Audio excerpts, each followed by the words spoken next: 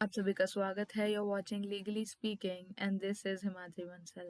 This is the second video for directors and as promised this video is going to cover powers and duties of directors. ठीक है. Without any further ado, Board of Directors is the supreme executive authority. This is a very big statement to make क्योंकि जो shareholders होते हैं they are basically the owners of the company. So how can you claim that the board of directors are the supreme executive authority of the company? I shall explain this with the help of case law, and for that I need an empty page to explain you guys better. Okay, write down the case with me. Pen pencil लेकर बैठो. Automatic self cleansing, automatic self cleansing syndicate company limited versus Cunningham. ये case मैंने अवतार सिंह से उठाया है. इसमें क्या हुआ था? इसमें हुआ था कि भैया जो हमारे शेयर होल्डर्स थे उन्होंने डिसाइड किया, शेयर होल्डर्स ने डिसाइड किया कि वो कंपनीज के एसेट्स को सेल कर देंगे. कंपनीज के एसेट्स को सेल कर देंगे.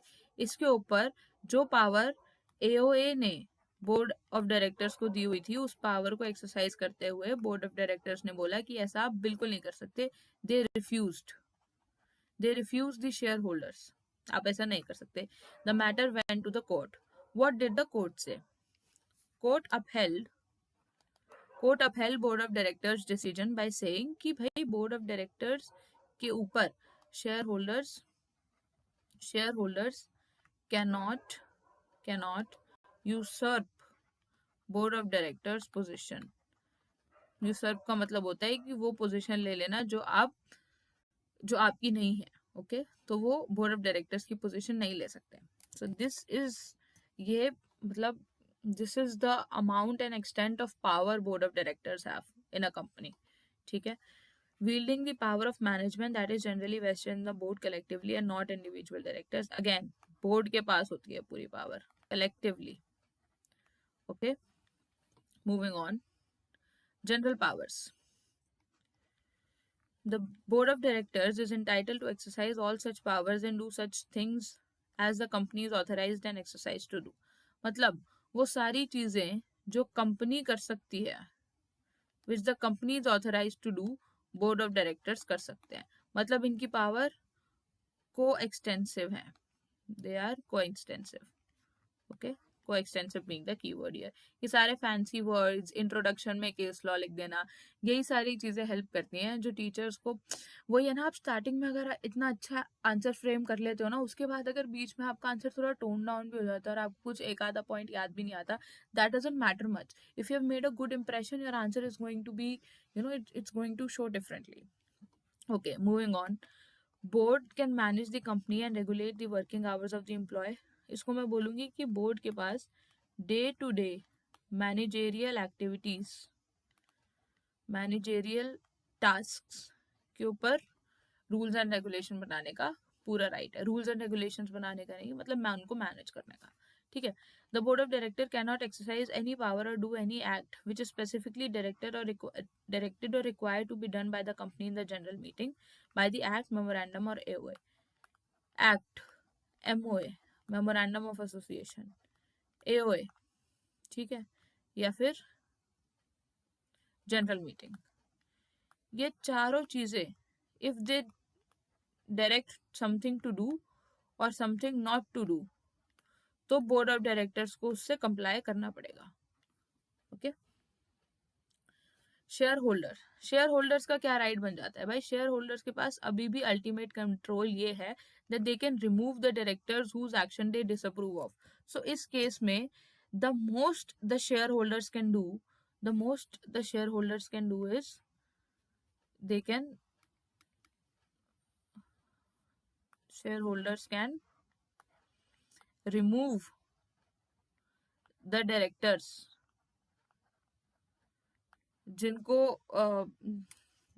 जिनके बारे में उन्हें लगता है they are not acting properly, like they are not complying the provisions. ठीक है, whose action they disapprove of, better term. और alter the AOA, या फिर AOA ही alter कर सकते हैं, but they cannot directly usurp the powers vested in the board of directors.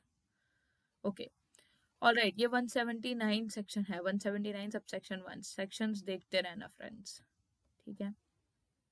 Specific powers exercisable by resolution 179 section 179 subsection 3, board कहता है कि board must exercise certain vital high impact powers only by passing a resolution at a board meeting. Resolution pass करना पड़ता है, क्यों? क्योंकि सहमति लेना जरूरी है, because these decisions are high impact, high impact. Okay, non delegable powers, मतलब ये पावर्स आप किसी और को डेलीगेट नहीं कर सकते। किसको डेलीगेट नहीं कर सकते? मैनेजिंग डायरेक्टर को नहीं डेलीगेट कर सकते, या फिर कमिटी ऑफ डायरेक्टर्स को डेलीगेट नहीं कर सकते। ठीक है, इसको मैं आपको समझाऊंगी थोड़ा सा। Let's see. To make calls on shareholders in respect of money unpaid on their shares. What do you mean? What do you mean by this? Let me explain, let me explain. Shareholders, जब भी एक company अपने shares extend करती है तो वो उन shares के पूरे पैसे नहीं लेती। फर्ज करिए, लेट्स सपोज एक शेयर 100 रुपए का है, ठीक है। तो कंपनी ने स्टार्टिंग में सिर्फ उसकी फ्रैक्शन वैल्यू आपसे ली। लेट्स से कंपनी ने स्टार्टिंग में आपसे 50 रुपीज उसकी फेस वैल्यू के तहत आपसे ले लिया, ठीक है। तो वो जो 50 रुपीज आपके रिमेनिंग है, जो बचे हुए हैं, वही इधर मनी अनपेड बोला गया है, वही इधर मनी अनपेड बोला गया है, ठीक है। तो बोर्ड ऑफ डायरेक्टर्स चाहे तो he can make calls on shareholders in respect of the money unpaid on their shares. समझ आ गया? आई होप आपको समझ आ गया। Okay, moving on. To authorize buyback of its own securities. What do you mean by buyback? Buyback is the practice where the company a company repurchases its own shares. एक company अपने खुद के share जब repurchase करती है, या तो वो मार्केट से कर सकती है, शेयर मार्केट से कर सकती है, या फिर वो डायरेक्टर से कर सकती है, ठीक है। जब भी वो ऐसा करती है, जब भी वो ऐसा करती है तो उसको नॉन डेलिजिबल पावर्स होती हैं, और ये डिसीजन बोर्ड ऑफ डायरेक्टर्स के पास होता है। Alright, moving on, moving on to approve financial statements and board's report. Financial statements को अप्रूव करना और बोर्ड की रिपोर्ट को अप्रूव करना। अब इधर देखना, आप आगे मैं चलूंगी ना तो मैं आपको बताऊंगी कि कुछ डेलीजिबल पावर्स होती है, यानी कि वो पावर डेलीगेट की जा सकती है, और उसमें है टू बोरो मनी या फिर to grant loans.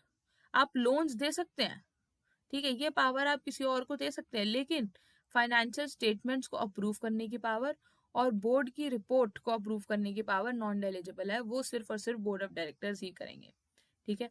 To diversify the business of the company, self explanatory. To approve amalgamation, merger और रिकंस्ट्रक्शन। कंपनी से रिलेटेड अगर आपको अमेलगमेशन करना है, मर्जर करना है या रिकंस्ट्रक्शन करना है, देन अगेन वो आपको बोर्ड ऑफ डायरेक्टर्स के पास पावर है कि वो खुद करेंगे। To take over a company और to acquire a controlling interest in another company.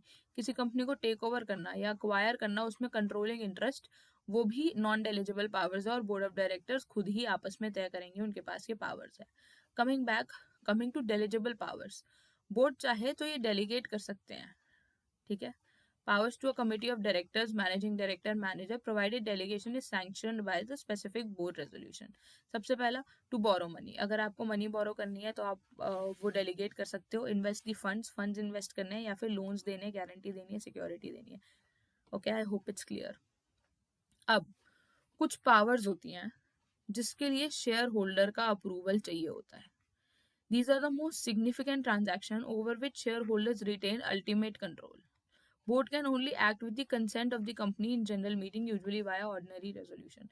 So ऐसे कौन कौन से केसेस होते हैं जिसमें बोर्ड ऑफ डायरेक्टर्स की power are limited to shareholders consent? Let's just see. सबसे पहला इज डिस्पोजल ऑफ अंडरटेकिंग, यानी कि अगर बोर्ड ऑफ डायरेक्टर्स सेल करना चाह रहे हैं, या लीज करना चाह रहे हैं, या डिस्पोज करना चाह रहे हैं, होल यानी कि कंपनी का पूरा अंडरटेकिंग, या फिर substantially the whole of the company's undertaking, ठीक है। अब होल तो आपको समझ में आते हैं कि पूरी पूरी कंपनीज की अंडरटेकिंग अगर आप सेल, लीज या अदरवाइज डिस्पोज करना चाहते हैं, लेकिन सब्सटैंशियली द होल का मतलब क्या है? सब्सटैंशियली द होल का मतलब है मीन्स 20% और more of the value of the undertaking as per the proceedings. Okay, मैं आपको समझाती हूँ। 20% ऑफ द कंपनीज नेटवर्थ, आप let's just suppose the company's net worth is 500 crores. All right, 500 crores कंपनी की नेट वर्थ है according to the financial year. अब board of directors ने डिसाइड किया that they are going to dispose let's say 200 crores of that amount. ठीक है, 200 crores of that amount उन्होंने decide किया कि वो डिस्पोज करेंगे. Since 200 crore is more than 20%, it's more than 20%, then इस अंडरटेकिंग के लिए, इस सेलिंग के लिए, sorry, for this selling they have to acquire the consent of the shareholders. Okay, I hope it is clear. Moving on, borrowing money that together with the previous loans exceeds the aggregate of the paid up share capital and free reserves. Okay, if you still doesn't understand that, वैसे तो ये काफी simple है, but अगर नहीं समझ आया तो सुनो. आपको एक ऐसा अमाउंट बोरो करना है जिसको अगर हम प्रीवियस बोरोड मनी में अगर हम उसको ऐड कर दे, let's just say this the amount that you want to borrow is x, and if we add this to previous borrowed money, then it should not be greater than the company's paid up share capital. ठीक है, अगर वो ऐसा है, if it is greater than the company's paid up share capital, तो फिर आपको consent लेना पड़ेगा शेयर होल्डर्स का. ओके, टेम्पररी लोन इसका एक्सेप्शन है, यानी कि this restriction does not apply to temporary loans, short term cash credit arrangements और लोन्स रीपेबल. ऑलराइट, सेड हमारा पावर्स खत्म हो गया. Now we shall move forward to the duties. Duties are relatively simpler. Let's just C duties of the director. Section 166 में दिया हुआ है, particularly their fiduciary duties. Fiduciary मतलब trust based and good faith duties 166 में provided है. I have divided into some points. First point is good faith or fiduciary duty. The director must act in good faith and promote the objectives of the company, benefits of the member as whole. Best interest में काम करेगा company के, उसके employees के और उसकी communities के और एनवायरनमेंट के. ठीक है, इंटरेस्ट ऑफ द कंपनीज के, एम्प्लॉयज के, कम्युनिटी के और एनवायरनमेंट के बेस्ट इंटरेस्ट में काम करेगा. कौन? डायरेक्टर. कंपनीज के इंटरेस्ट को खुद के इंटरेस्ट के ऊपर प्रायोरिटाइज करेगा. First. Second, due care and diligence. Must exercise duties with due and reasonable care, skill and diligence. This requires staying informed and active of company's affairs. Informed and active, due, reasonable, skill and diligence. मैं आपके लिए keywords mark कर रही हूँ. Must meet the standard of care expected of a director in their position. Alright. Third, independent judgment. Their judgment should not be influenced by external pressures or the interest of the party who appointed them. ठीक है, applies particularly to independent directors. आपको याद होगा अगर, तो public company में एक mandate था कि 1/3 मेंबर्स हमेशा इंडिपेंडेंट मेंबर्स होंगे, इसीलिए ताकि उनका डिसीजन एक्सटर्नल फैक्टर से इन्फ्लुएंस ना हो. Alright. Fourth, conflict of interest. किसी भी ऐसी सिचुएशन में वो इन्वॉल्व नहीं होना चाहिए जहाँ पे उनका डायरेक्ट या इनडायरेक्ट इंटरेस्ट है and which may conflict with the company's interest. Okay, must disclose any personal interest in the transaction. They must not have any, fifth point, no undue gain. They must not achieve or attempt to achieve any undue gain or advantage. किसी भी तरीके का. Prohibits profiting from their position at the company's expense. और अगर ऐसा भी होता है तो they must refund the gain. Last, sixth point, must not assign their office to any such assignment is void. अपना ऑफिस किसी और बी पर्सन को असाइन नहीं कर सकते, ट्रांसफर नहीं की जा सकती उनकी पावर्स. ऑलराइट. इस duty of the director is personal and can not be transferred. Common law बोलता है दो ड्यूटी. सबसे पहले act with in their powers, अपनी पावर्स के अंदर एक्ट करना. Ultra vires. Alright. And exercise powers for a proper purpose. अगर ये ड्यूटीज से आप फेल कर जाते हैं तो आपका रिमूवल हो सकता है, पर्सनल लायबिलिटी हो सकती है एंड पेक्यूनरी पेनल्टीज हो सकती है. All 3 sections will be covered in my important section and the last video for directors. With that being said, powers and duties खत्म हो गई है. I hope you liked it. And अगर कोई भी डाउट है तो comment section खुला हुआ है हमेशा आप लोगों के लिए. And अगर आपको पसंद आया तो please like, share and subscribe. Okay, bye bye. I'll see you until next time.